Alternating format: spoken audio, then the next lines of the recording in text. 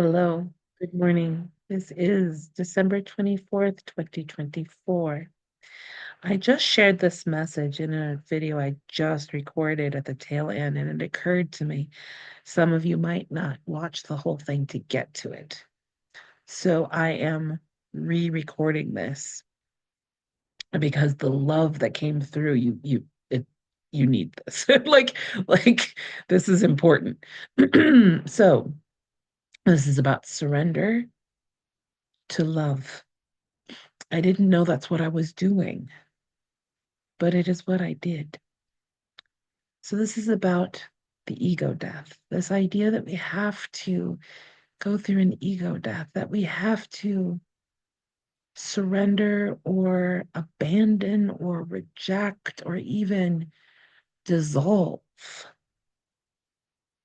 what we call the ego mind or the human mind, or in Christian Science language, mortal mind. I'll share my experience quickly, and then hopefully the divine channel message will come through again because it was gorgeous. So if you're watching this, you're like, what was that? You want to see it in real time. I'll put the link to the previous message with the timestamp. It's at the end. We're going to try it again. Here we go. So I woke up the other morning with this idea of surrendering because of a tarot reading that said you need to let go of all the pain and stuff. And I'm like, okay. So I was like, fine, I surrender. I surrender all the human stories. Surrender all that I identify with as me, all of it. I surrender my earthly all. I surrender, not my will, but thine be done. I do not have a will separate from you. I mean, I was really trying to get this gone. Okay. And I did. I got to a place of stillness, of an emptiness of sorts, a stillness. And in that stillness, I thought of the divine mind, the divine intelligence that creates everything, that governs all of us actually. And that divine mind. And as I was thinking about divine mind, I got the message, I have thoughts. It is not nothingness. It is not emptiness. Divine mind thinks, has thoughts. Like, oh, that makes sense. In the Bible, God says, my thoughts are not your thoughts, and my ways are not your ways. And that's what was being shared with me in that moment.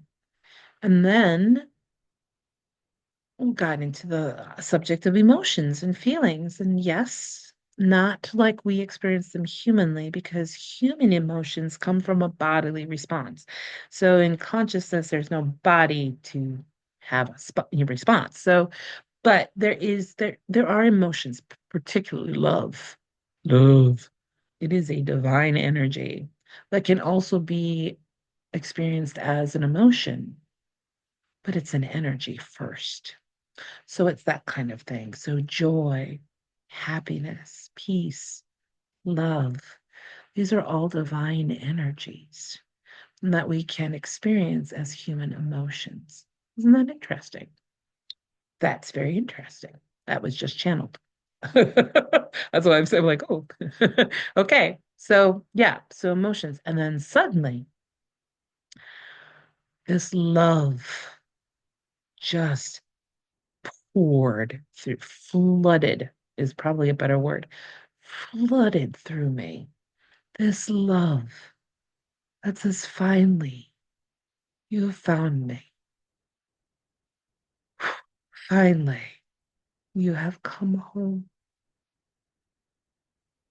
to love. Welcome home to love. I hope you're feeling this right now. I hope this love is reaching you too, because it is big and it is beautiful and it is powerful. May you feel this love that is pouring through me right now for you, for you. I was reminded of an idea that was shared with me in a very inspired moment from this person, that our higher self is J.K. Rowling and we are Potter characters, the human. This is human character. And in that moment, I realized that my higher self had created me with so much love and care and intention and hope, just all these beautiful things. And we aren't to reject this. We are not to abandon this. We are not to surrender this. That's not the thing to do. It's the opposite. It's to embrace it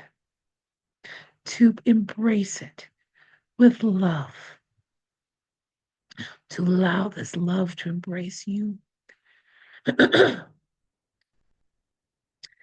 We're to embrace our humanness.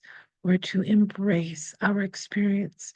We're to embrace every challenge, every pain, every experience. They're all valid and they're all necessary and they're all divine. Every human experience is a divine experience. It is treasured, it is precious, it is gold. Every human experience is gold. And you are so deeply loved. And love is calling you home to love, to strengthen you, to nourish you, to comfort you, to guide you, to empower you, embolden you, to strengthen you.